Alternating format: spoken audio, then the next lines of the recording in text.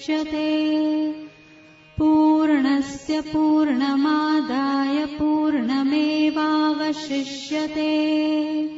ॐ शान्ति शान्ति शान्तिः। ॐ पूर्णमदः पूर्णमिदं पूर्णात् पूर्णमुदच्यते पूर्णस्य पूर्णमादाय पूर्णमेवावशिष्यते। ॐ शान्ति शान्ति शान्तिः। शङ्करं शङ्कराचार्यं केशवं बादरायणं सूत्रभाष्यकृतौ वन्दे भगवन्तौ पुनः पुनः। ईश्वरो गुरुरात्मेति मूर्तिभेदविभागिने व्योमवद्व्याप्तदेहाय दक्षिणामूर्तये नमः। ॐ शान्ति शान्ति शान्तिः।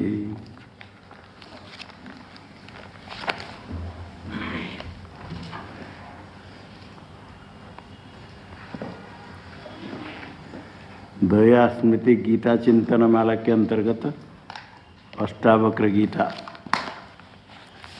अष्टावक्र जी ने उपदेश किया है, इसी प्रकार लय को प्राप्त करो, सबका अभाव है, कुछ है ही नहीं। इसी प्रकार लय योग में स्थित हो। इसमें जनक जी कहते हैं ये स्वरूप जी स्वरूप में हूँ, इसमें कुछ किसका ग्रहण करना त्याग करना ना लय करना कुछ है ही नहीं। लय का अनुष्ठान करना ये कुछ करने के भी आवश्यकता कुछ ही नहीं। तो उसे अपने अनुभव स्वयं प्रकट करते जनक जी। आकाशवदनन्तोऽहं घटवत् प्राकृतं जगत् इति ज्ञानं तथैतस्य न त्यागो न ग्रहो लयः। आकाशवदनन्तोऽहं घटवत् प्राकृतं जगत् इति ज्ञानं तथैतस्य न त्यागो न ग्रहो लयः। अहम आकाशवत् अनंतः, आकाश के समान में अनंत अपरिच्छिन्न हूँ। आकाशवत् सर्वगतश्च नित्यः, आकाश के समान आत्मा सर्वगत है, आकाश के समान आत्मा नित्य है। श्रुति में कहा गया। ये स्वयं अनुभव करके कहते आकाशवत् अनंत हम, अनंत है, अंतरहित परिच्छेद रहित, सर्वव्यापक है। ये सारे जगत फिर देहादि क्या है? ये देहादि प्राकृतम जगत, जगत प्राकृतम जगत घटवत। प्रकृति के कार्य को प्राकृतम कहते हैं। प्रकृति जात प्रकृति से उत्पन्न हुआ प्राकृतम। अविद्या का कार्य प्राकृत, प्रकृति अविद्या। मायांतु प्रकृति विद्यात्, प्रकृति माया है, मायिक है। माया से उत्पन्न हुआ जगत मिथ्या है। सारा जगत प्रकृति का कार्य, देह से लेकर के सारा ब्रह्मांड प्रकृति का कार्य है। घट के समान, जैसे घट के अंदर आकाश को घटाकाश कहते हैं। घट उसका परिच्छेद करता है। वस्तुतः आकाश का विभाग परिच्छेद घट से नहीं होता है। घट कहीं घट के अंदर अलग आकाश है, बाहर अलग आकाश, ऐसा नहीं। घट को लेकर चलेंगे तो आकाश चले, ऐसा नहीं होता है। तो घट को देख करके घटाकाश नाम कहते। घटाकाश, घट उसका घट से सीमित प्रतीत होता है। घट को लेकर के आकाश में परिच्छिन्नत्व की प्रतीति होती है, वो मिथ्या है, वास्तव परिच्छिन्न नहीं। क्योंकि घट उसका परिच्छेद सीमा करना, किससे पृथक करना ऐसे नहीं है। तो भी घट को लेकर के जैसे परिच्छेद का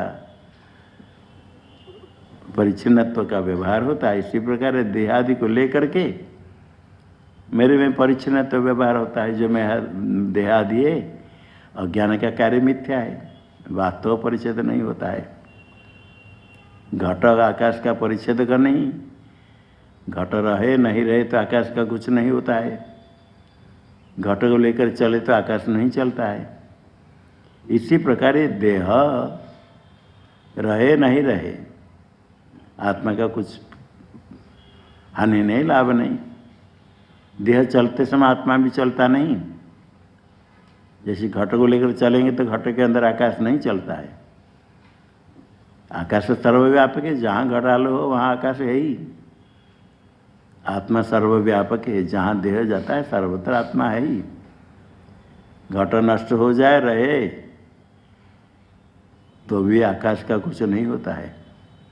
इसी प्रकार देह रहे नहीं रहे, नष्ट हो कुछ हो, आत्मा का कुछ नहीं होता है। और जो उसमें से चल जाता है, मर गया कहते हैं, वो भी एक उपाधि है, सूक्ष्म शरीर है उपाधि। जैसे थूला देह है, थूला शरीर है, अन्नमय कोश। इसी प्रकार अंदर एक सूक्ष्म शरीर है, 5 ज्ञानेंद्रिय, 5 कर्मेंद्रिय, 5 प्राण मिलकर के 15 हो जाएंगे, और मन बुद्धि मिला देने से 17 हो गई। इसको कहते सूक्ष्म शरीर, उसमें प्राण है और अंतकरण है। वही चला जाता है तो कहते प्राण चला गया, प्राण त्याग कर लिया। प्राण जाता है, अंतकरण साथ मिल करके, इंद्रिय के साथ मिल करके वही जाता है कर्म फल भोगने के लिए। आगे फिर शरीर ग्रहण करता है। जितने कर्म करता है सो अंतकरण में रहता है संस्कार। वही कर्म के फल को भोगना ही पड़ता है। तो उदान वायु उसको लेकर के जाता है। मरते समय प्राण चला गया, तो प्राण जैसे चला गया वो एक उपाधि है। जैसे घड़ा में जल है तो जल में आकाश का प्रतिबिंब दिखता है, और जल यदि छेद हो गया, जल निकल गया तो प्रतिबिंब नहीं दिखेगा, किंतु आकाश जैसे को ऐसे रहेगा। इसी प्रकार शरीर से जब सूक्ष्म शरीर, स्थूल शरीर से सूक्ष्म शरीर चल जाता है, कहते मर गया। थोड़ा शरीर को फिर ऐसे फेंकना पड़ता है, जलाओ, डालो, गाड़ो। घड़ा में छेद हो गया तो आकाश जल नहीं रहेगा, प्रतिबिंब नहीं रहा, फिर घट को नहीं रखते, अथवा जो कुछ करे, आकाश का कुछ नहीं हुआ। इसी प्रकार शरीर उसके बाद नष्ट हो जाएगा।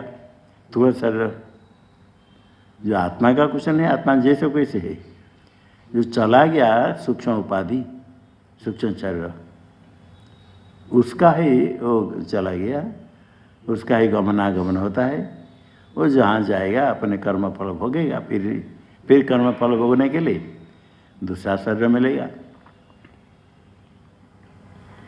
ये किसी का भी ये त्याग और ग्रहण करने के लिए आत्मा से भिन्न कुछ नहीं है। ऐसा जो ज्ञान हो गया कि आकाश के समान में अपरिचिन्न, तो आकाश से भिन्न अलग पदार्थ मानने से आकाश वस्तु परिचिन्न, सब देश में है, व्यापक होने से नित्य हो तो तीनों काल में, किंतु आकाश से भिन्न, जैसे न्याय वैशेषिक मत में काल, दी, आत्मा, मन, पृथ्वी, जल, ये सब आकाश से भिन्न है। सामान्य में आकाश से अलग पदार्थ भी है, इसलिए आकाश वस्तु परिचिन्न है। किंतु श्रुति में जो ब्रह्म को अनंत कहा, उसमें देश काल वस्तु परिच्छेद तीनों नहीं। ये तो व्यावहारिक आकाश से भिन्न अलग 5 भूत में आकाश है क्या, और 4 भूत है। किंतु श्रुति कहती सत्यम ज्ञानम अनंतम ब्रह्म। अनंत का अर्थ अपरिच्छिन्न, कोई भी परिच्छेद नहीं है। एक होता है वस्तु परिच्छेद, देश परिच्छेद नहीं सर्वव्यापक होने से, काल परिच्छेद नहीं नित्य होने से, किंतु आकाश वस्तु परिच्छेद है, क्योंकि आकाश से भिन्न वायु तेज आदि भूत है, भौतिक पदार्थ भूत है। श्रुति में जो ब्रह्म को कहा अनंत, कोई भी अंत नहीं, क्योंकि एकमेवा द्वितीयम, उसे भिन्न कुछ भी नहीं। भिन्न नहीं होने से वो वस्तु परिच्छिन्न भी नहीं है। वस्तु परिच्छिन्न होता है एक से भिन्न पदार्थ हो, एक वस्तु अन्य वस्तु नहीं, अन्य वस्तु एक वस्तु नहीं, घटपट नहीं, पट घट नहीं। ये वस्तु घट होता है वस्तु परिच्छिन्न, पट भी वस्तु परिच्छिन्न। किंतु ब्रह्म से भिन्न कोई वस्तु है ही नहीं।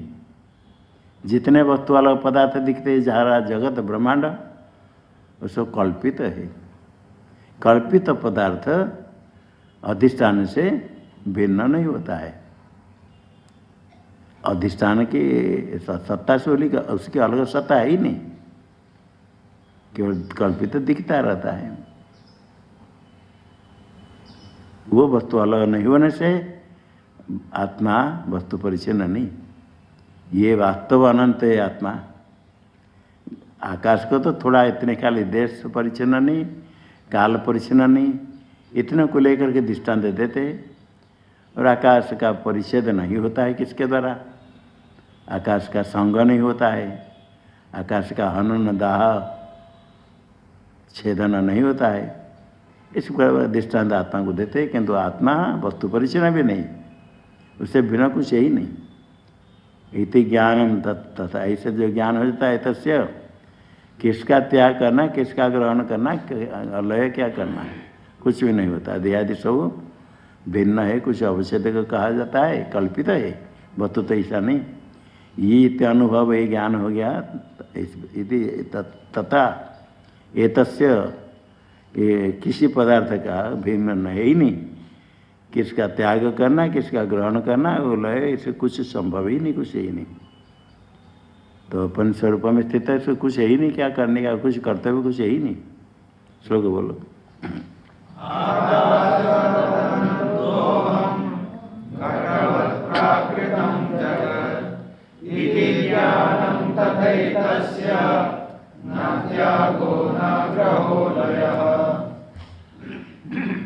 दृष्टांत घट और आकाश दिया। आकाश से भिन्न घट का परिच्छेद होता है। तो आत्मा इस प्रकार देहादि से परिच्छिन्न होगा, तो आत्मादि से तो भिन्न हो गया देहादि, तो वस्तु परिच्छिन्न कैसे नहीं होगा? देहादि से आत्मा का परिच्छेद आप कहते हो, तो देहादि भिन्न हुआ, वस्तु परिच्छिन्न हो जाएगा। इसलिए दूसरे प्रकार कहते हैं। महोदधिरिवा हंस प्रपंचो वीचि सन्निवः इति ज्ञानं तथैतस्य न त्यागो न ग्रहो लयः।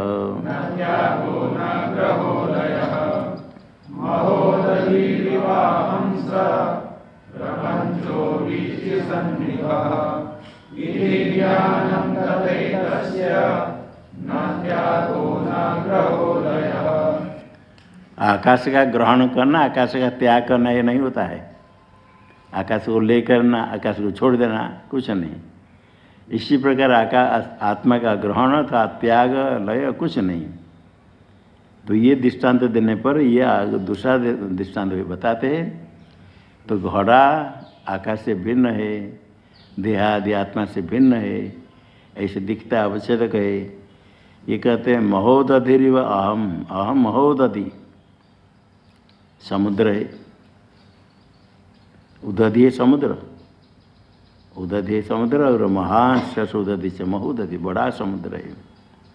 ये अहम समुद्र के समान में हूँ।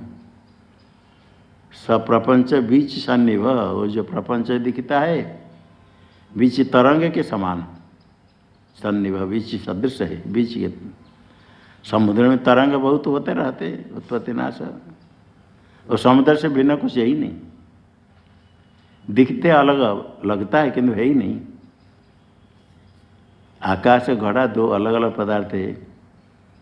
आत्मा से देह भिन्न, आत्मा दिखता नहीं, देह दिखता है। ये भेद की शंका होती है, किंतु इस दृष्टांत से समुद्र दिखता है, समुद्र में तरंग लगते अलग, किंतु तरंग अलग है ही नहीं। कितने तरंग उत्पत्ति नाश से ही पानी वही समुद्र इधर उधर हो गया, तो तरंग नाम हो गया। इसी प्रकार ये प्रपंच मेरे में दिखता है, ऐसा भिन्न है ही नहीं। जैसे समुद्र में तरंग अलग लगता है, किंतु समुद्र से भिन्न नहीं। इसी प्रकार ये प्रपंच जितने हैं मेरे से भिन्न है ही नहीं। महोदधिर्व महासमुद्र के समान है। ऐसे अनंत उसे तरंग जितने समुद्र में दिखते हैं वो समुद्र से भिन्न नहीं है। इसी प्रकार सारा प्रपंच मेरे से भिन्न नहीं, कल्पित है। समुद्र के तरंग देखे तो कितने तरंग, कितने बड़े बड़े तरंग, कितने तरंग अनंत, इसके बाद एक के बाद उसे कितने तरंग होते रहते हैं। देखने वाला थक जाता है। समुद्र में तरंग समाप्त नहीं होते, बड़े बड़े तरंग होते हैं। इसी प्रकार ये प्रपंच है, कितने प्रपंच, उत्पत्ति स्थिति प्रलय, उत्पत्ति नाश, ऐसे प्रपंच अनंत प्रपंच बहुत है। अभी इसी तरह के समान है, वो भिन्न नहीं। इसी प्रकार आत्मा से भिन्न कुछ ही नहीं, सब कल्पित इति ज्ञानम। तथा फिर क्या सिद्ध होता है? फिर ऐसे आत्मा का ना ग्रहण ना त्याग ना लय, कुछ करने का है ही नहीं। उससे अतिरिक्त कुछ है ही नहीं। फिर क्या चाहिए, किसको चाहिए, कौन क्या कुछ करना, क्या करना, कुछ है नहीं। ग्रहण करना त्याग करना आकाश का भी नहीं होता है। आत्मा का तो ग्रहण त्याग कुछ करने का है ही नहीं। और उसमें लय करने का, भाव चिंतन करने का कुछ है ही नहीं। ऐसे ज्ञान होने के पहले साधन करते समय समझते, समझाने के लिए कहते, विचार करते। जो साक्षात्कार ज्ञान हो गया, इस स्वरूप में स्थित हो गया, उसके बाद देखता है ना कोई कुछ कर्तव्य है, ना ग्रहण करना, ना त्याग करना है, ना आत्मा में कोई कुछ बिगड़ा, कोई सुधार करना, कुछ करने का है ही नहीं। तभी वो कृतकृत्य हो जाता है, आनंद स्वरूप में रहता है। कुछ भी करने का हो, कुछ जानने का बाकी रहे, कर्तव्य का ही बुद्धि है, तो कृतकृत्य नहीं होता है। कुछ और करने का नहीं, कुछ देखना जानना सुनने का नहीं, कुछ देखने की इच्छा है, देखते देखते घूमते घूमते फिर भी बहुत तान रह जाता है देखने के लिए, नहीं अंत होता है। जितने बाहर देखे और शरीर के अंदर क्या भी नहीं देखा है, अपने पीछे क्या है न किसी ने नहीं देखा है। घूम कर देखेंगे तो पीछे इधर अलग तरफ हो जाएगा, पीठे में पीछे की तरफ इधर कर, जहाँ देखो सामने दिखेगा, पीछे वाला नहीं दिखता है। और शरीर के अंदर भी नहीं दिखता है। जिस पदार्थ को देखते हैं बाहर दिखता है, अंदर क्या नहीं दिखता है। कितने बाहर घूमो, जो पास में है उसको भी पूरा हम नहीं देख पाते हैं। तो सब नहीं देख पाएंगे, सब नहीं सुन पाएंगे, सर्वत्र जान नहीं पाएंगे, सबका ज्ञान अलग अलग नहीं होता है। क्योंकि ये चमत्कार है वेदांत में, एक तत्व है वास्तव पारमार्थिक, उससे भिन्न सब कल्पित होने से उसी तत्व के ज्ञान हो जाने के बाद अलग कुछ रहता नहीं। ज्ञेय पदार्थ जानने की कुछ है ही नहीं, तो जानने की इच्छा समाप्त हो जाती है। सर्वज्ञ हो गया, सब कुछ जान लिया, सब कुछ मिथ्या और कुछ है ही नहीं। ये ब्रह्मज्ञानी सर्वज्ञ होता है, इसका अर्थ नहीं कि ब्रह्मज्ञानी को सब भाषा मालूम हो जाएगा, सबके नाम, पिता माता, उसके पिता माता, उसके भाई बहन, जितने परिवार, उनका नाम, क्या मन में किसका है, सब बता देगा। ये ब्रह्मज्ञानी का लक्षण नहीं है। ब्रह्मज्ञानी का अपना ही मन नहीं, दूसरा मन को जानना क्या है, दूसरे ही नहीं, दूसरे मन को जानना क्या है। ये तो सामान्य छोटे सिद्धि जी संस्थान साधना करते, कर्ण प्रसाद साधना करते, छोटे छोटे सिद्धि में इसे मन की बात बता लेते हैं ठगने के लिए। ब्रह्म ज्ञान जो प्राप्त करता है, प्राप्त करना चाहता है, उस मार्ग में आगे जाना चाहता है, ये सिद्धि आदि की इच्छा नहीं करता है। ये इसको कुछ करने की आवश्यकता नहीं। और ब्रह्म साक्षात्कार कर लेने के बाद दूसरे व्यक्ति हो, दूसरे व्यक्ति मन की बात बताए, चमत्कार दिखा दे और सर्वज्ञ हो जाएगा, सब कुछ जान लिया। सब कुछ मिथ्या है ये जान लिया, ब्रह्म से बिना कुछ ही नहीं। ब्रह्म ज्ञान हो गया तो सब का ज्ञान हो गया, और कुछ अज्ञात वस्तु नहीं रहा, अज्ञात वस्तु नहीं रहा। प्राप्त करने के लिए कोई वस्तु नहीं, अप्राप्त प्राप्त करने के लिए वो भी नहीं। तो ये इसी स्वरूप में स्थित होता है, तो ना किसका त्याग, ना किसका ग्रहण, ना लय, कुछ ही नहीं। श्लोक बोलो।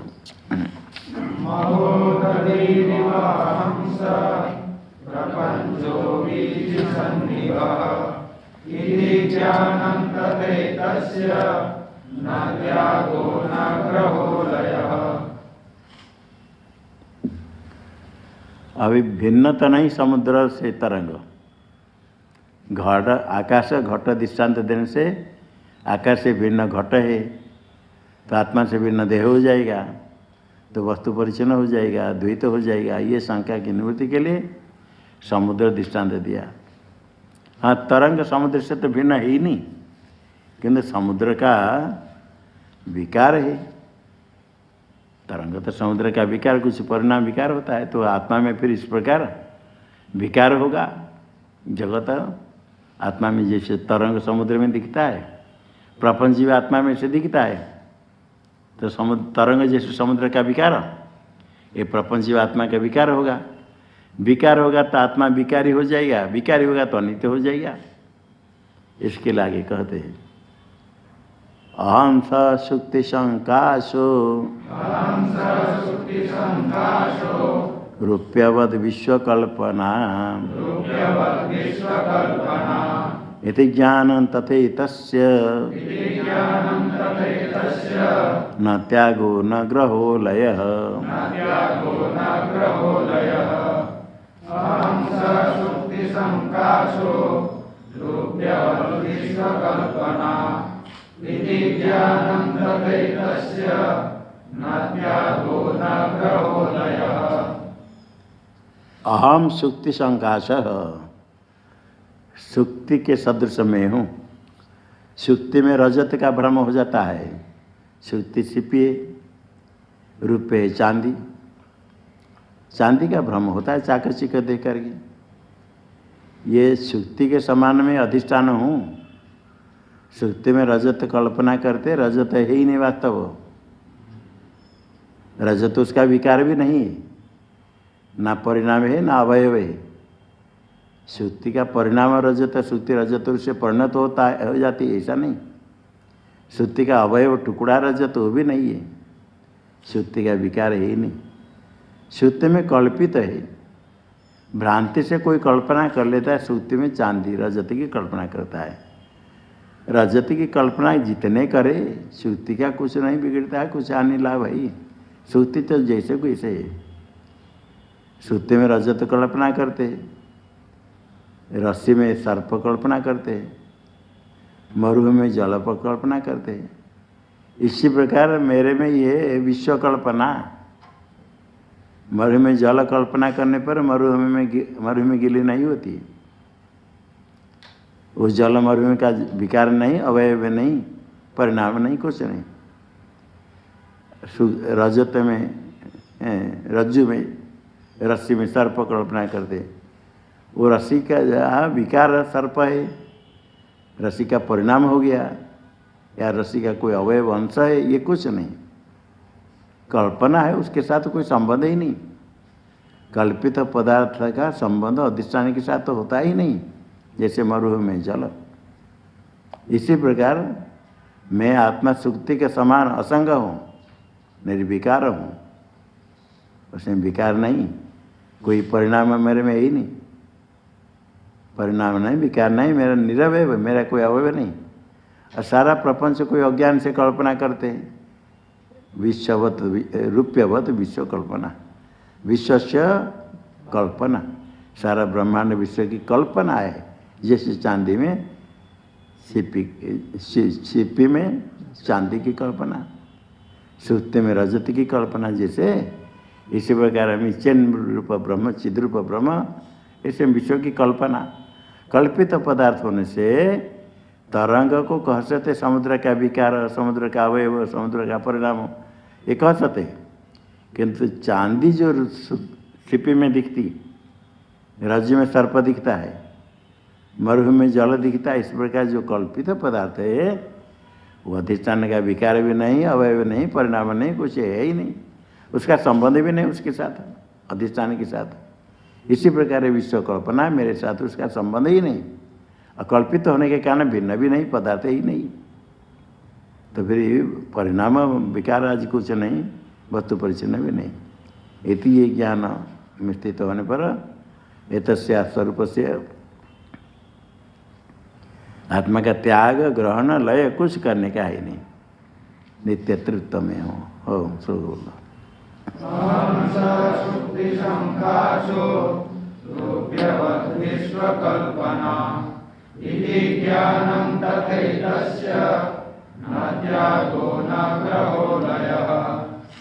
ये तो हो गया कि समुद्र का जैसे तरंग, विकार, अवयव, परिणाम कुछ है नहीं। आपका ये प्रपंच अवयव नहीं, तरंग नहीं, परिणाम कुछ नहीं। क्यों देखिए दृष्टांत, सिप्पी को दृष्टांत दिया, रजत चांदी उसमें दिखती, तो भी आप भी परिचन्न हो। श्रुति जैसे परिचन्न है, उसमें रजत दिखता है, तो आप भी श्रुति समान परिचन्न, आप में जगत दिखता है। दृष्टांत जहाँ देते हैं कुछ अंश के दृष्टांत, संपूर्ण दृष्टांत में सब अंश विवक्षित नहीं। सादृश्य जब कहते हैं उससे दृष्टांत तद भिन्न हो, तदगत भूय धर्मवत्तम, उसमें कुछ अधिक धर्म को लेकर ही दृष्टांत देते हैं। जितना अंश विवक्षित हो उतने है। यहाँ कल्पित देने दिखाने के लिए कल्पित पदार्थ जिस प्रकार, कल्पित पदार्थ अधिष्ठान का विकार नहीं होता, अवयव नहीं होता है, अधिष्ठान के साथ उसका संबंध नहीं, कोई परिणाम नहीं, इतना सा दृष्टांत दे दिया सुक्ति रजत के लिए। ये नहीं कि सुक्ति जितने बड़ा मैं इतने बड़ा हूँ, सुक्ति परिचन्न तो मैं भी परिचन्न हूँ। सुक्ति को उठाकर कोई लेता है तो आत्मा को भी को उठाकर ले लेगा, ये सब नहीं। इसे दृष्टांत देते हैं, परिचन्न किसे नहीं। अहं वा सर्वभूतेषु सर्वभूतान्यथो मयि इति ज्ञानं तथैतस्य न त्यागो न ग्रहो लयः।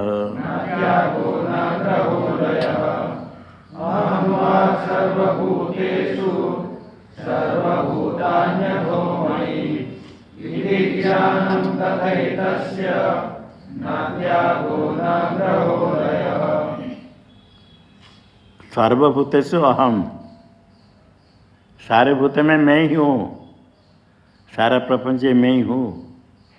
जिस मैं हूँ मतलब सारा प्रपंच में मैं ही हूँ, सर्वत्र मैं ही हूँ, मैं ही हूँ, अन्य कुछ यही नहीं। अथवा अथो मयि सर्वभूतानि, सारे भूत मेरे में कल्पित है। सर्वत्र पदार्थ कुछ नहीं, मैं ही हूँ, अतः सारे पदार्थ जो दिखते हैं वो मेरे में कल्पित दिखते हैं, मेरे से भिन्न है ही नहीं। व्यापक मैं हूँ, मैं परिच्छिन्न नहीं, सर्वत्र मैं हूँ। सर्वभूतेषु अहम एव अस्मि, सारा ब्रह्मांड जो दिखते हैं सर्वभूतानि तो अतो मई मेरे में। कल्पित पदार्थ अधिष्ठान में के एक देश में होगा, एक देश कल्पना करते एक अधिष्ठान में है, और सर्वत्र मैं ही हूँ, मेरे से बिना कुछ है ही नहीं। इति ज्ञानम, ये ज्ञान हो जाता है तो इसमें स्थिति होने पर तथा एतस्य आत्मन न त्याग न ग्रहण न लय, कुछ करने का ही नहीं।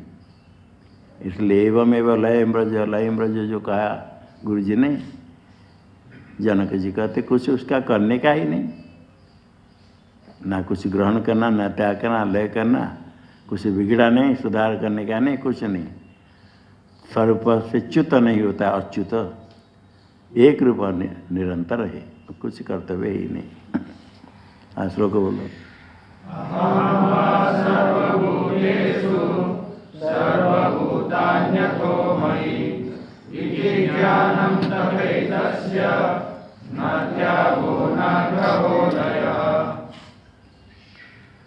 अभी जो गुरुजी ने उपदेश किया इस प्रकार लयम ब्रज, सबका अभाव है करके अपने स्वरूप में स्थित हो, शिष्य ज्ञान की परीक्षा के लिए, दृढ़ता के लिए कहते ऐसे करो, ऐसे करो, ऐसे करना है।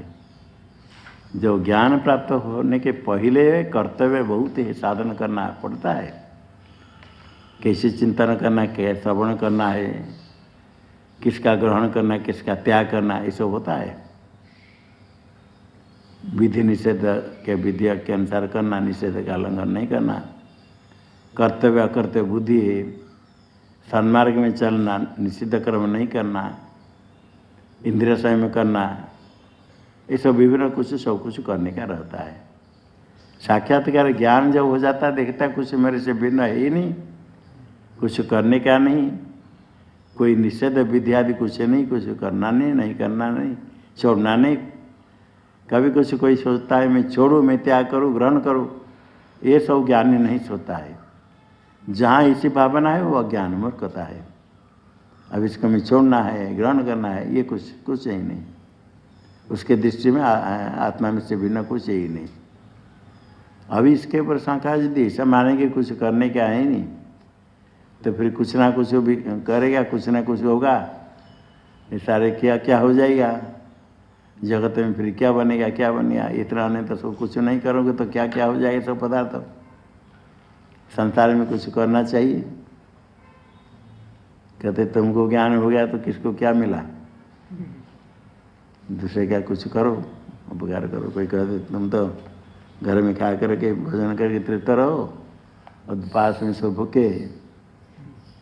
इसलिए कोई से कहते जो समाधि आदि नहीं कर पाते, आत्मस्वरूप में नहीं रह पाते हैं, किंतु अपने को मानते हैं हम बड़े वैज्ञानिक, कहते हम ही उपकार करने वाले, हम सबको उपदेश करते, घूम घूम करके उपकार करते। और जो बैठ कर गुफा में बैठ कर समाधि करता है वो कैसे हुआ, अपने खा पी कर बैठा है और सब तो भूखे हैं, उनको देखता नहीं, पूछता नहीं, स्वार्थपर हो गया। ऐसे कहने वाले भी होते हैं, अपने को बड़े ज्ञानी, बड़ा उपकार मानते, विषय अधिक ज्ञान है। समाधिस्थ कोई रहता है ऐसे हमेशा रहता है आदि, तो कहते तो भूमिका अपने स्वार्थ, अपने आनंद, क्या अपने स्वरूप आनंद है, ये कुछ आनंद ग्रहण करने के लिए, जीवन मुक्ति का आनंद प्राप्त करने के लिए करते साधना। हमको तो कुछ करने का नहीं, हम तो नित्य तृप्त है, आनंद रूप है।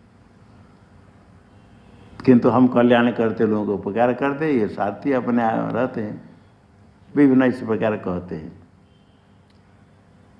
ज्ञान हो जाने के बाद जैसे स्वप्न प्रपंच से कोई जग गया, स्वप्न प्रपंच में बहुत कोई दुखी थे, और जो जग गया उस दुख से निवृत्त हो गया। स्वप्न में स्वयं भी दुखी था,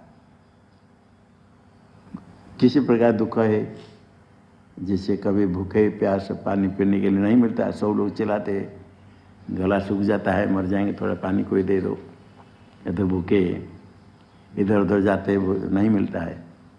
और जो जग गया अभी उसको भूख प्यास लगेगी, तृप्त हो गया, तृप्त तो हो गया, अभी चुपचाप बैठना चाहिए, या बाकी लोगों को जो भूख प्यास थी उनको पानी पिलाना, भोजन खिलाना है, या जाकर जगाना सबको, उठ जाओ, क्या करना है, जगाना चाहिए ना सब लोग सोए जाकर के।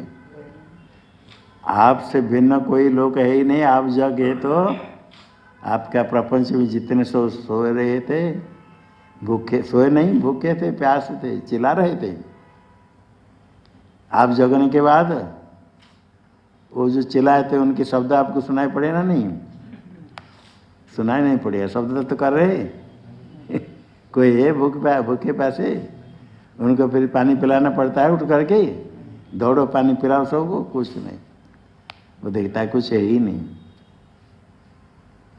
स्वभाव से कोई कुछ करता है, ईश्वर की इच्छा से कुछ होता है, प्रारब्ध के अनुसार, वो अलग है, बाधित अनुभूति। ये भी नहीं सोचता है कि हम ऐसा करें, खाली बैठ रहेंगे तो सब लोग भूखे हैं, उनको भी खिलाए। स्वप्न से जगने के बाद देखता ना मैं भूखा हूँ, ना मेरे प्रपंच में कोई भूखे है। स्वप्न प्रपंच में कोई भूखे थे, झूठा कल्पना, जग तो हो गया, तृप्त हो गया, पूरा कुछ नहीं। सब सपना देखते, सपन से जब जग जाते हैं, सपना दुख दूर हो गया, उसके बाद कुछ करना नहीं पड़ता है, सपना प्रपंच में और कुछ कर्तव्य है। साक्षात्कार ज्ञान होता तो ये प्रपंच सपना के समान हो जाता है। देखते देखते जैसे सपना प्रपंच दिखते समय बिल्कुल सत्य लगता है, जगने के बाद थोड़ी देर उसका संस्कार होता है, फिर देखते देखते वो कहाँ गया, फिर भूल जाते हैं। जितने सपने में देखे सब याद नहीं रहता है, अतः कोई याद करना भी नहीं चाहता है। थोड़ी याद करने के बाद फिर धीरे धीरे भूल गया। कोई है सपने में जब क्या कोई सपना देखा था, कुछ लेकर के रखा कहीं, कोई लेकर रखता है, आज क्या सपना देखा, क्या सपना देखा, हिसाब करता है। कितने रुपया कमाया था सपने में, कमाता है, कितने मकान बनाया था, कितने बार आकाश में उड़ रहा था, हिसाब किताब वो करता है, झूठा है, कुछ कर्तव्य नहीं। लेकिन आनंद ये है तो साथ जो कुछ दिखने पर भी कुछ नहीं होता है, सपने में कुछ दिखने पर भी कुछ नहीं है। इसी प्रकार ज्ञानी के कुछ यदि लय कुछ करने का ही नहीं है तो फिर कुछ ना प्रपंच में कुछ इष्ट होगा, कुछ अनिष्ट होगा, कुछ करना चाहिए, कुछ करने का है ही नहीं। जो कुछ होता है उसे अपना कुछ है नहीं, वास्तव में कुछ होता ही नहीं, तभी शांति से रह सकता है। नहीं तो जगत में कैसे क्या क्या हो रहा है, ये संसार में ये भी परीक्षा परमात्मा लेते हैं, क्या क्या होता है, अन्याय अनिति दुराचार बहुत कुछ हो। सुनने के बाद क्या करना है, सुनने वाले सुनते हैं, आपस में खाली चर्चा करते हैं, सुधार कौन कर पाता है। सुधार के जो लगे अच्छी बात है, लगे तो करते तो करने दो, करना चाहिए। कि जो मुमुक्षु है, ये साधना करता है, वो संसार का सुधार के लिए नहीं सोचता है। अपना सुधार कर लिया तो सब कुछ हो गया, अपने आप को जान लिया तो सब कुछ जान लिया, अपने स्वरूप को ज्ञान प्राप्त कर लिया तो सब का ज्ञान हो गया, ज्ञान प्राप्त कर लिया तो सब कर्तव्य हो गया। आत्मा में कुछ सुधार करने का नहीं, ना जगत में। जगत सुधार के लिए परमात्मा भी कितने बार आते हैं, अवतार लेकर के आते हैं, कुछ करके जाते हैं। ये अभी कलयुग चल रहा है, इसके पहले द्वापर था, भगवान श्री कृष्ण आए थे, उसके पहले त्रेता युग भगवान रामचंद्र, उसके पहले सत्ययुग, कितने कितने ऋषि महर्षि तपस करके आकर कुछ करके गए, कुछ दुष्ट लोग को मार करके कुछ संत को उद्धार गए। उसके बाद कलयुग फिर नहीं आया, उसको रोक देते, कलयुग को आने नहीं देते। भगवान श्री कृष्ण जाने के कलयुग रोक देते, इधर नहीं आना। कलयुग आया, आ करके वो अपने कार्य साम्राज्य स्थापना करने लगा। अभी तक प्रारंभ हुआ, वो तो चलेगा। सुधार तो जैसे कर दे, जो चल रहा है सो ठीक चल रहा है। ज्ञान प्राप्त करने के बाद ये भी नहीं सोता है कुछ करने का है। और शरीर रहता है तो जैसे खाना भोजन करता है, पानी पीता है, चलता है, उसके शरीर से कुछ होता है, अलग बात। नहीं तो कुछ होने पर भी उसके साथ कुछ संबंध नहीं, किसी से इसके साथ किसी से दुखी नहीं होता है। जगत में जैसा हो दिखता है, दिखने पर भी कुछ नहीं होता है, इस स्वरूप में रहता है। ये स्वयं अनुभव कहते हैं। मय अनंत महाम्बोधौ विश्वपूत इतस्ततः भ्रमति स्वान्तवातेन न ममास्त्य सहिष्णुता।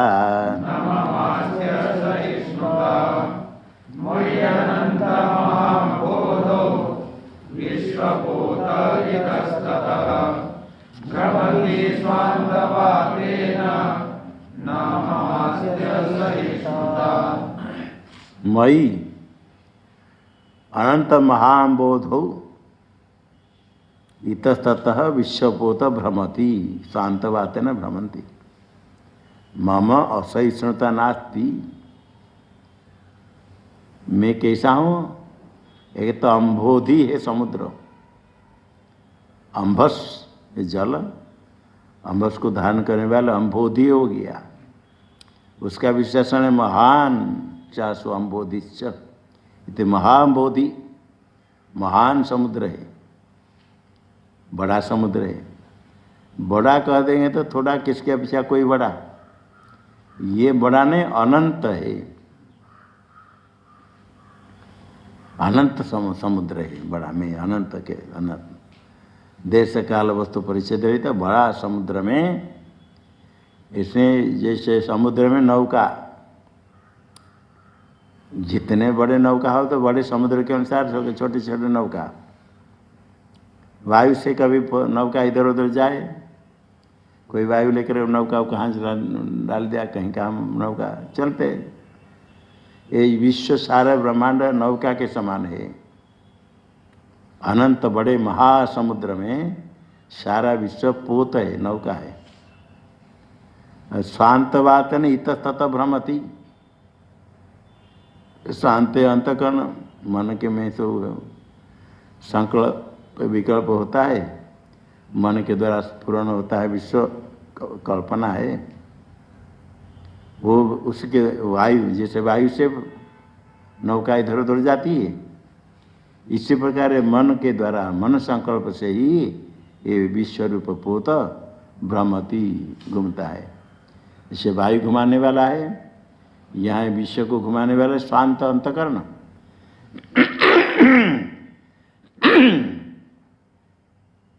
मन से ही दिखता है, मन से उत्पन्न होता है। मनोदृश्येदम विश्वम यत्किंचित् चराचरम, वो घुमाता है विश्वपोत नौका। महासमुद्र में ऐसे नौका कुछ एक दो, जितने नौका हो इधर उधर होता है। समुद्र में नौका इधर उधर चला गया तो समुद्र का क्या बिगड़ जाता है, समुद्र की कोई आपत्ति कुछ है। इसी प्रकार है, ये बहुत घूमता है। तो मम असहिष्णुता नास्ति, इसी में असहिष्णुता, ऐसा होने पर मैं कुछ सहन नहीं कर पाऊंगा। असहिष्णुता कुछ है ही नहीं, वो कुछ नहीं होता है मेरे को। समुद्र के में ऐसे नौका, कुछ नौका इधर उधर चला गया, कोई कहाँ चला गया, कोई गिर गया, कोई मर गया, कोई डूब गया, और समुद्र के कुछ नहीं होता है। अनंत समुद्र, महासमुद्र, समुद्र के अंदर भी नौका से भी बढ़ कर के कितने कितने बड़े बड़े जानवर है, जंतु। एक तो होता तिमिंगिल, एक तिमी मत्स्य कहते, तिमी नाम का मत्स्य, बहुत बड़ा बड़ा, बड़े बड़े नौका भी उल्टे पाल्टे कर देंगे। और तिमी को निगलने वाले भी और बड़ा है, तिमिंगिल। अभी गिला गिला नहीं आया, तिमी को निगलने वाले तिमिंगिल, और तिमिंगिल को निगलने वाले जो होगा तिमिंगिल गिला। ऐसे अभी भी बहुत देखते हैं, कहते हैं नीचे ऐसे थे मछली बड़े बड़े, जैसे बड़े बड़े गाड़ी चलती है ना, ट्रेन ट्रक आदि, उनके आलोक लाइट बहुत दूर तक जाता है। कभी कभी कमरा में बैठ करके दूर से कहीं पहाड़ में गाड़ी आती ट्रक, उसके थोड़े समय लाइट कमरा में आ जाता है, फिर बाद में दिखता नहीं, हठात लाइट आ जाता है। ऐसा देखे उत्तर काशी में बैठ करके ऊपर गाड़ी उस पार जाती, किस थमाने पर थोड़ा प्रकाश है, फिर नहीं, तो इससे भ्रम हो जाता है, कभी प्रकाश में कुछ आ गया, कोई आ गया। हठात प्रकाश आ गया, क्या आ गया, देखते देखते तो चला गया। ऐसे प्रकार से भी कोई कहते परमात्मा का साक्षात्कार हो गया, हठात आलोक आ गया, फिर बाद में नहीं, फिर देखते बैठ रहते, कभी परमात्मा आई, फिर हमेशा नहीं, कभी कभी कोई गाड़ी उसको आ गया तो थोड़ा प्रकाश आ गया। ये आलोक के साथ दिखता है।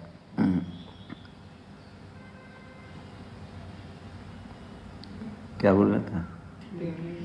हाँ, ये समुद्र के अंदर से बड़े बड़े जानवर है, वो अभी वैज्ञानिक लोग कहते, उनके सिर में ऐसे बहुत प्रकाश है, मणि जैसे प्रकाश है, वो पानी में रहते दिखता है बहुत दूर तक।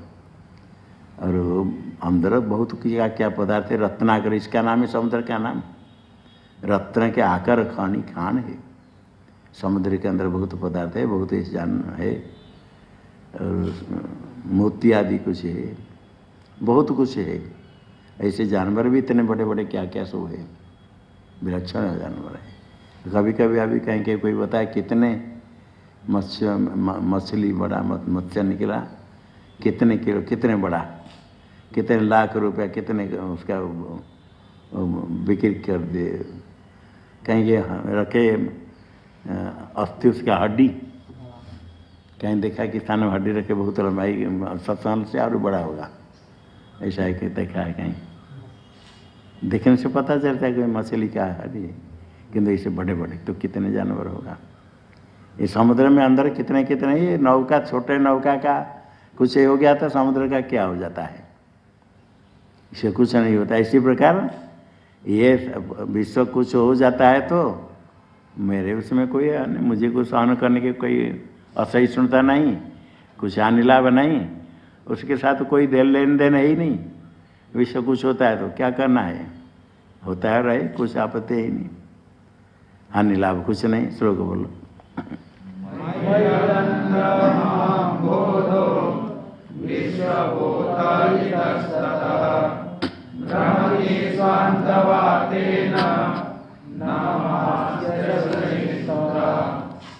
कुछ व्यवहार करते तो कोई चिंता नहीं, और जगत में कुछ उत्पन्न होता नष्ट होता तो भी कोई आपत्ति नहीं।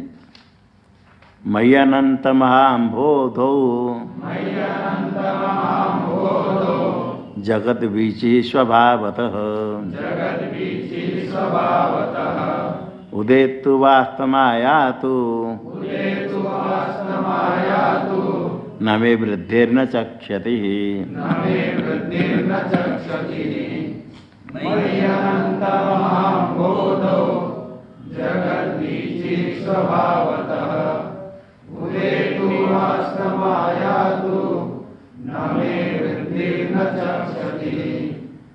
मयि अनंत महाम्बोधो, वही बराबर है। अम्बोधि समुद्र है, बड़ा समुद्र है, अनंत महाम्बोध, बड़ा महासमुद्र के समान में ही अनंत हूँ। उसमें स्वभावतः जगत बीची, ये जगत रूप तरंग समुद्र में, समुद्र का स्वभाव उसमें तरंग होता ही रहता है।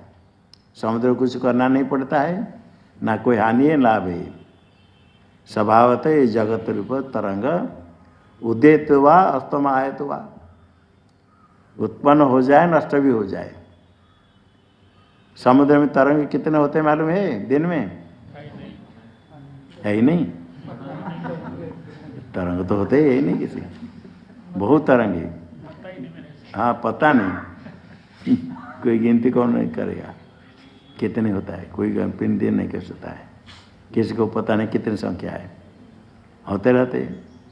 तो जितने तरंग हो नहीं हो, तो समुद्र में तरंग कभी बड़े बड़े हो, कभी छोटे हो गए, कभी कभी ये समुद्र में कभी कुछ ऐसा होता है। पूर्णिमा आदि के साथ संबंध है, कहीं के समुद्र बाहर आ जाता है फिर अंदर चल जाता है, ऐसे भी होता है। कहीं किसी तिथि में किस दिन कितने बजे समुद्र बाहर आएगा। कहीं स्थान में गए अंदर शिव जी है, शिवलिंग है और कुछ कुछ और मूर्ति का है। समुद्र में पानी आकर भर जाएगा, अंदर रहते शिव जी कितने स्थान, 2 स्थान में देखा है, और एक स्थान में सुना कहीं ये गुजरात में कहीं स्थान में देखा। तो अंदर जाकर समुद्र में दर्शन करे, दर्शन भी कहते वो लोग कुछ मालूम है किस दिन कितने बजे समुद्र आने वाला है। तो कहीं इतने समय बाकी, इतने समय आ जाओ। तो वहाँ से आते आते पानी बढ़ने लगा, फिर जब समुद्र बाहर आ गए तो देखे वो पानी डूब, जहाँ गए थे पानी से डूब गया। फिर कभी जाएगा, एक समय जाएगा, फिर कभी आएगा। किस दिन किस समय समुद्र आ जाता है फिर जाता है, वो समय अनुसार जा करके लोग जाते, दर्शन करते, पूजा करके आते हैं, फिर बाद में पानी में आ जाता है। और विलक्षण उसको देखने पर लगता है उसको किसी ने बनाया, ऐसा नहीं, स्वाभाविक ऐसे ही। तो ऐसे तल जैसे अमरनाथ में गुफा है, उसको देखने से पता चलता है कैसे किसने बनाया, ऐसा नहीं कर सकते। अब प्रकृति कैसे बनाया, कितने कितने बड़े गुफा कैसे। और वहाँ पर ठंडी के समय पानी तो गिर के, पानी के बर्फ होता है, किंतु पानी गिर कर ऐसे भी गिरता है, शिवलिंग बन जाते हैं, बहुत सुंदर शिवलिंग बन जाते हैं। वही शिवलिंग दर्शन करने के लिए जाते हैं। बर्फ से बना हुआ है, बना हुआ नहीं, वो अपने आप ही ऐसे धीरे धीरे पिघल जाता है। तो ऐसे विचित्र है परमात्मा की लीला है। ऐसे स्वभावतः कुछ हो जाता है। बड़े समुद्र में जगत बीच बहुत आते जाते रहने पर भी उत्पन्न हो नष्ट हो तो उसमें ना हानि ना लाभ, कुछ भी गिरता नहीं। समुद्र की हानि नहीं, लाभ नहीं। समुद्र में कुछ नदी पानी जाने पर, वर्षा के समय नदी में वर्षा होने पर पानी जाने पर सब नदी में पानी बढ़ जाते। कितने बन्या लोग में, कितने स्थान में वर्षा बन्या, कितने लोग मर जाते, पानी भर गया, कितने क्या क्या सुनते हैं। बहुत वर्षा पानी होने पर समुद्र में भी पानी बढ़ जाएगा। वहाँ समुद्र में वर्षा के समय ना पानी बढ़ता है, न गर्मी के समय जैसे कहीं नदी नाले सूख जाते हैं, समुद्र का सूख जाएगा, ऐसा भी नहीं है। और ये बीच तरंग से समुद्र का क्या होगा? ये बीच तरंग है, स्वभाव तो उत्पन्न होता है नष्ट होता है, तो उससे कोई समुद्र का कुछ हानि नहीं। उदित हुआ अस्तमाय तो उत्पन्न हो होता नष्ट हो जाए, अस्तमाय तो आगच्छतु तो अस्त हो जाए। न में वृद्धि न कहते, मेरे में वृद्धि नहीं हानि भी नहीं। नो हानि लाभ नहीं हानि नहीं। ये श्लोक बोलो।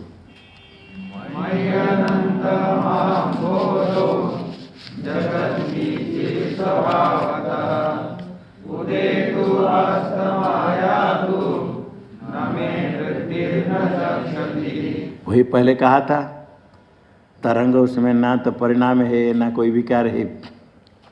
इसके लिए भी कहते यहाँ भी एक प्रकार तरंग होता है, किंतु समुद्र का कुछ विकार नहीं। आत्मा में समुद्र का तो विकार तरंग उसका विकार परिणाम कर सकते हैं, आत्मा में कुछ है ही नहीं। क्योंकि समुद्र का आकार है, नाम रूपात्मक है, सावयव है समुद्र। सावयव होने के कारण उसका कुछ अवयव तरंग जैसे दिखता है। केवल इतने दृष्टांत देने का है, समुद्र में ये तरंग इतने स्वभाव से होने पर भी समुद्र में कोई हानि लाभ नहीं है, और तरंग कोई अलग नहीं, समुद्र है।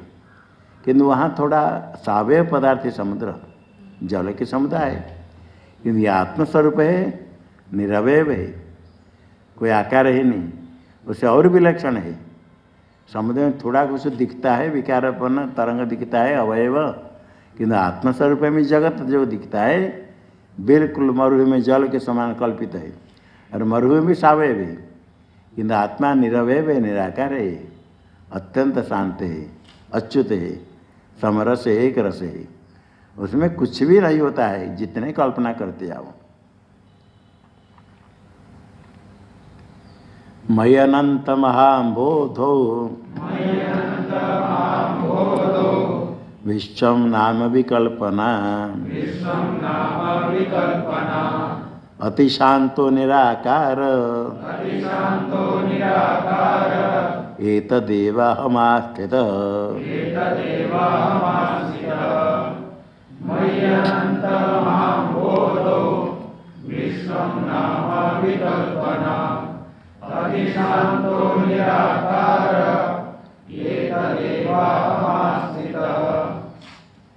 मयि अनंत महाबोधो, अनंत महासमुद्र के समान में हूँ। इस सारा विश्व नाम विकल्पना, सा विकल्पना कल्पना है, कल्पित सब है। मरु में जल के समान सब कल्पना ही, ये वास्तव कुछ ही नहीं। कल्पना होने से उसके द्वारा अधिष्ठान का कुछ नहीं होता है। कल्पित पदार्थ अधिष्ठान को दूषित नहीं करता है। दृष्टांत जैसे मरुभूमि में जितने जल कल्पना करो, मरुभूमि गीली नहीं होती, सूखी रहती है। इसी प्रकार ये सारा जगत जितने कल्पना करने पर भी मैं तो अति शांत, उसे कुछ परिवर्तन नहीं होता है, कुछ नहीं होता है, शांत है ना, अति शांत। क्योंकि निराकार है, मेरे में कोई आकार है ही नहीं, अवयव नहीं, आकार नहीं, सर्वव्यापक। समुद्र तो ऐसे है, ऊपर नहीं समुद्र। समुद्र जहाँ है उसके ऊपर, थोड़े ऊपर देखो तरंग, उसके ऊपर देखो आकाश है, समुद्र नहीं। किंतु आत्मा ऐसे आकाश के समान सर्वव्यापक है, सबके अंदर बाहर है। आकाश से भिन्न अन्य पदार्थ है, किंतु आत्मा से बिना कुछ भी नहीं, निरवय है, निराकार, आकार कुछ है ही नहीं। एक ज्ञान शब्द, ज्ञान घन है, ज्ञान, ज्ञान का कोई आकार नहीं है। जो ज्ञान घट ज्ञान पट ज्ञान कहते हैं, वो घटाकार वृत्ति पटाकार वृत्ति, उसमें घटाकार पटाकार की कल्पना होती है। जो शुद्ध स्वरूप ज्ञान है, नित्य ज्ञान है, उसका कोई विषय नहीं, कोई आकार नहीं। दो प्रकार ज्ञान है, एक नित्य ज्ञान है, सत्यम ज्ञानम अनंतम ब्रह्म, नित्य है, उसकी उत्पत्ति नाश नहीं, उसमें कोई आकार नहीं, उसका कोई विषय नहीं, वो नित्य है, उसे बिना कुछ पदार्थ भी नहीं है, वही सत्य है, वो अनंत है। और जो घट रूप रस का ज्ञान होता है, घट ज्ञान पट ज्ञान हुआ, ये ज्ञान वास्तव ज्ञान नहीं, इसको तो अनित्य है, गौण है, तो भी इसको लोक में इसको ज्ञान कहते, घट ज्ञान हमको हुआ, इसका ज्ञान, इसका दर्शन हुआ। यह जो ज्ञान है आपके मन अंतकरण का परिणाम, अंतकरण वृत्ति। इंद्र के साथ, विषय के साथ इंद्र का संबंध जो होता है, इंद्र के द्वारा, छिद्र के द्वारा मन बाहर जा करके विषयाकार हो जाता है। मन में जिस विषय का दर्शन करते मन में उसका आकार आ गया, आकार जो आ जाते हैं बाहर, घट अंदर नहीं आया, मन में आकार उसका धारण हो जाता है, वो घटाकार पटाकार उसको कहते हैं। घटों को विषय करने वाले मन को घटाकार कहेंगे।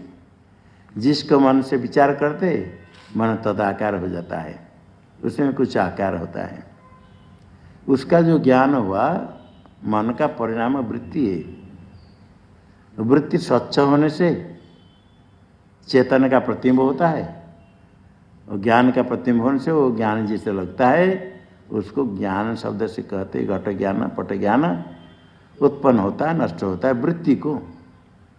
वृत्ति तो जड़ है, ज्ञान चेतन है, वृत्ति ज्ञान नहीं है। किंतु वृत्ति में जो ज्ञान का प्रतिबिंब होने से वो ज्ञान जिसे लगता है उसको ज्ञान गौण ज्ञान कहते। लोक में उसको ही ज्ञान मानते, शुद्ध ज्ञान को तो नहीं जानते। वो ज्ञान उत्पत्ति नाश वाला। यह जो ब्रह्मरूप ज्ञान है उसमें कोई आकार नहीं। घट ज्ञान पट ज्ञान में विषयाकार है। नित्य जो ज्ञान है उसका कोई इसमें कोई आकार नहीं, कोई विषय नहीं, अति शांत है, निराकार ज्ञान। एतदेव अहम आस्थित, इसी में मैं स्थित हूँ। ये वास्तव पारमार्थिक स्वरूप, उसका ज्ञान होने पर इसमें मैं स्थित हूँ, तद्रूप होकर के स्थित हूँ। तद्रूप जो स्थित होता है उसमें कोई ब्रह्मांड एक न, अनंत ब्रह्मांड की उत्पत्ति नाश होने पर भी, अनादिकाल से कितने ब्रह्मांड की उत्पत्ति नाश हो गई, कितने सृष्टि प्रलय कितने होने पर भी कुछ नहीं होता है। भूकंप हो गया, कहीं कुछ हो गया, कोई बन्या वात्या कुछ हो गया, ये सब कुछ उसके साथ कोई संबंध ही नहीं, शुद्ध अत्यंत शांत है। हाँ, श्लोक बोलो।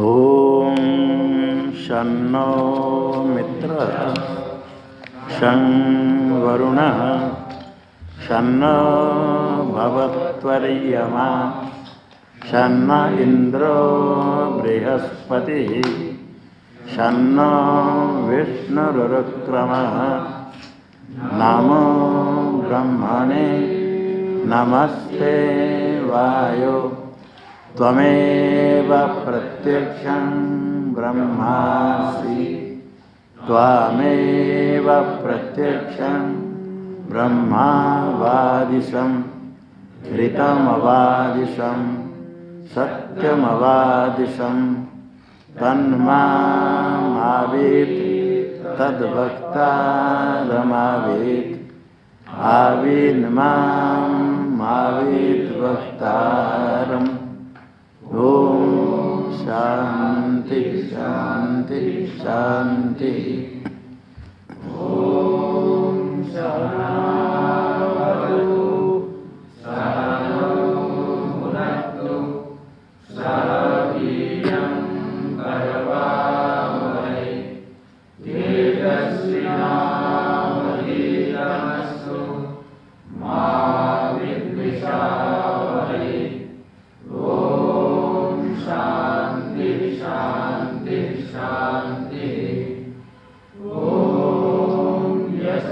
छन्दसा वृषभो विश्वरूपः छन्दोऽभ्योऽमृता सम्बभूव समेन्द्रो मेधया शृणोतु अमृतस्य देवधारणो भूयाशम् शरीरं मे विचर्षणं जिह्वा मे मधुमत्तमा कर्णाभ्यां भूरिविश्रुवं ब्रह्मणः घोषोऽसि मेधया विदितः श्रुतं मे गोपाय ॐ शान्ति शान्ति शान्तिः ॐ अहं वृक्षस्य देवा ईर्ष्यं गिरेव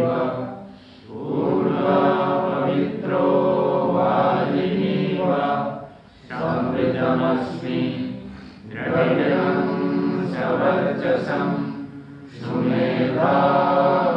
सुमेधामृतोक्षितः इति त्रिशङ्कोर्वेदानुवचनम् ॐ शान्ति शान्ति शान्तिः ॐ पूर्णमदः पूर्णमिदं पूर्णात् पूर्णमुदच्यते पूर्णस्य पूर्णमादाय पूर्णमेवावशिष्यते ॐ शान्ति शान्ति शान्तिः ॐ आप्यायन्तु ममाङ्गानि वाक्प्राणचक्षुः श्रोत्रमथो बलमिन्द्रियाणि च सर्वाणि सर्वं ब्रह्मोपनिषदं माहं ब्रह्म निराकुर्याम् मा ब्रह्म निराकरोत निराकरणमस्तु निराकरणं मे अस्तु तदात्मनि निरते योपनिषत्सु धर्मास्ते मयि सन्तु ते मयि सन्तु ॐ शान्ति शान्ति शान्तिः ॐ वाङ् मे मनसि प्रतिष्ठिता मनो मे वाचि प्रतिष्ठितम् आविराविर्मयेति वेदस्य माणिस्थः श्रुतं मे मा प्रहासि रणेनादीतेनाहोरात्रान् सन्ददामि ऋतं वदिष्यामि सत्यं वदिष्यामि तन्मामवतु तद्वक्तारमवतु अवतु माम् अवतु वक्तारम् अवतु वक्तारम् ॐ शान्ति शान्ति शान्तिः ॐ भद्रं नो अभिवादय मनः ॐ शान्ति शान्ति शान्तिः ॐ भद्रं कर्णेभिः शृणुयामदेवाः भद्रं पश्येमाक्षभिर्यजत्राः श्रियैरङ्गैः सुष्ठुवांसस्तनूभिः व्यशेम देवहितं यदायुः सतो वृद्धश्रवाः शशीनः पूषा विश्ववेदाः शशीनस्तार्क्ष्यो अरिष्टनेमिः शशीनो बृहस्पतिर्दधातु ॐ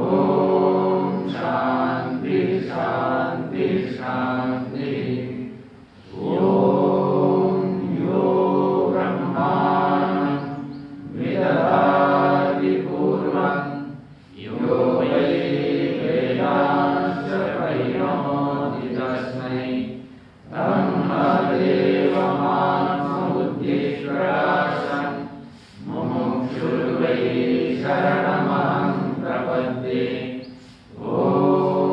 शान्ति शान्ति शान्तिः। ॐ नमो ब्रह्मादिभ्यो ब्रह्मविद्या सम्प्रदायकर्तृभ्यो वंशऋषिभ्यो महद्भ्यो नमो गुरुभ्यः। सर्वोपप्लवरहितः प्रज्ञानघनः प्रत्यगर्थो ब्रह्मैवाहमस्मि ब्रह्मैवाहमस्मि। नारायणं पद्मभवं वसिष्ठं शक्तिं च तत्पुत्रपराशरं च व्यासं सुतं गौरपदं महान्तं गोविन्दयोगीन्द्रमथास्य शिष्यं श्रीशङ्कराचार्यमथास्य पद्मा पादं च हस्तामलकं च शिष्यं तं तोटकं वार्तिककारमन्या नस्माद्गुरुं सन्ततमानतोऽस्मि। श्रुतिस्मृतिपुराणानामालयं करुणालयं नमामि भगवत्पादं शङ्करं लोकशङ्करं शङ्करं शङ्कराचार्यं केशवं बादरायणं सूत्रभाष्यकृतौ वन्दे भगवन्तौ पुनः पुनः। ईश्वरो गुरुरात्मेति मूर्तिभेदविभागिने व्योमवद्व्याप्तदेहाय दक्षिणामूर्तये नमः। ॐ शान्ति शान्ति शान्ति।